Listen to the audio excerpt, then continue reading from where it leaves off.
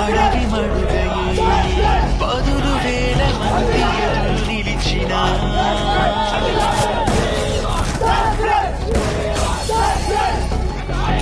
ఇట్లాంటి దాడులకి మేము భయపడేది లేదు.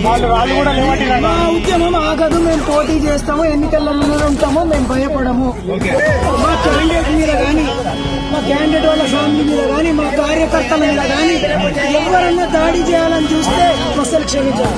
ఈ రాష్ట్రంలో లా అండ్ ఆర్డర్ ఫెయిల్ అయిందంటే చెప్పండి, పోలీస్ డిపార్ట్మెంట్ ఇక్కడ చేత కాదంటే చెప్పండి, సెంట్రల్ గవర్నమెంట్ దగ్గర పర్మిషన్ తీసుకుంటాం.